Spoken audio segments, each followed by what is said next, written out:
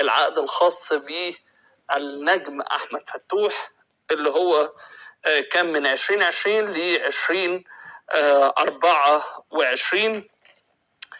ده في الصفحة الأولى طبعا، علشان بس الناس تبقى متأكدة. عقد لاعب كرة قدم محترف الزمالك، وطبعا الدباجة القانونية اللي بتكون موجودة الخاصة به العنوان وأرقام التليفونات، والخاصة به أيضا الطرف الثاني أحمد فتوح ومقر إقامته حسب طبعا البطاقة. وفي نفس الوقت العقد بقى بينص على حصول اللاعب 4 مواسم رياضية من 2020، بتبدأ من 2020 ل 2021. ده العقد. وهستأذنك أستاذ ماجد ناخده برضه في الكادر علشان الناس علشان الناس تبقى متأكدة إن دوت عقد أحمد فتوح. الموسم الأول هو 1,200,000 جنيه موزعين على 4 أقساط. ثم الموسم الثاني 21 و22 اللي هو 4,650، وبرضو موزعين بقى على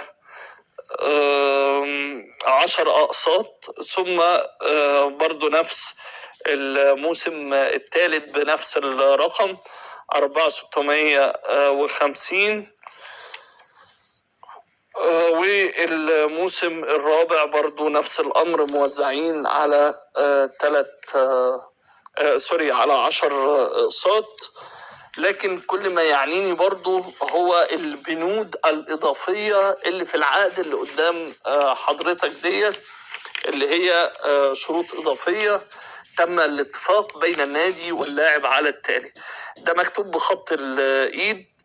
طبعا هذا العقد يخضع لأحكام القوانين المصرية، تعتبر لائحة الفريق الأول. ده طبيعي. يصرف للاعب مبلغ 4,350,000 كمقدم تعاقد على أن يخصم من المواسم الثاني والثالث والرابع لهذا العقد على أن يتم صرفها في شهر يناير 2021 مبلغ صافي 3,350,000 جنيه، وفي شهر فبراير 2021 برضو مبلغ صافي حوالي برضو 1,000,000 جنيه. وفي شهر مارس مبلغ صافي برضو 1,000,000 جنيه على أن يتحمل النادي قيمة الضرائب المستحقة عن هذه المبالغ عند الصرف. على أن تخصم هذه المبالغ كالتالي: موسم 2021 و 2022 يتم خصم مبلغ 1,600,000. 22-23 يتم خصم 1,250,000. 2023 2024 يتم خصم 1,500,000. يحصل اللاعب على مبلغ صافي 2,223,000 جنيها عند الانتهاء من إجراءات قيده للموسم الرياضي 2021-2022. يحصل اللاعب على مبلغ 2,125,000 في شهر مارس 2022 على أن يتحمل النادي قيمة الضرائب، حيث أن هذا المبلغ صافي من طبعا نسبة الضرائب. يحصل اللاعب على مبلغ 200,000 جنيه في حالة انضمامه للمنتخب الأول للموسم الرياضي 2021-2022 على أن يكون اشتراكه في نسبة، يعني برضو اللي كاتب العقد يعني بصراحة الصياغة ركيكة جدا، يعني في نسبة 50% من مباريات الدوري العام وكأس مصر للموسم 2021 و2022 وموسم 2022 وموسم السلام عليكم، اهلا وسهلا بكم في حلقه جديده من برنامجنا قهوه الخواجه. دايما بنقول بتشجع كوره ولا بتشجع نادي؟ اكيد بتشجع كوره. النهارده معانا اسلام صادق بيقول لنا العقد بتاع احمد فتوح اللي هو من 2020 ل 2024. طبعا انا ما رضيتش اتكلم في اول حلقه عشان الملايين كتيره، 4,650,000 و2 مليون و3 مليون ومليون، ارقام كتيره، فعشان ما حدش يتلخبط فطبعا قلنا نسيب الارقام. انا شايف ان عقد احمد ابو الفتوح في القريب قوي، يعني هو عقد في القريب قوي. ليه احمد ابو الفتوح ليه فلوس لحد دلوقتي؟ يعني انت بتتكلم في 4 مليون و650 الف، 4 مليون و650 الف و2 مليون و20 و200 الف يعني، ونسبه 50% من المشاركه. يعني عقد في القريب، يعني عقد بسيط، عقد سهل. انت لو هتجدد مع احمد ابو الفتوح دلوقتي، انت بتتكلم في بسم الله الرحمن الرحيم في 12 13 مليون في الموسم.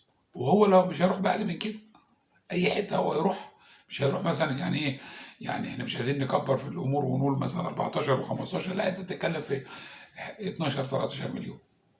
فالعقد في القريب. ليه بنسمع كتير ان احمد ابو الفتوح ليه فلوس؟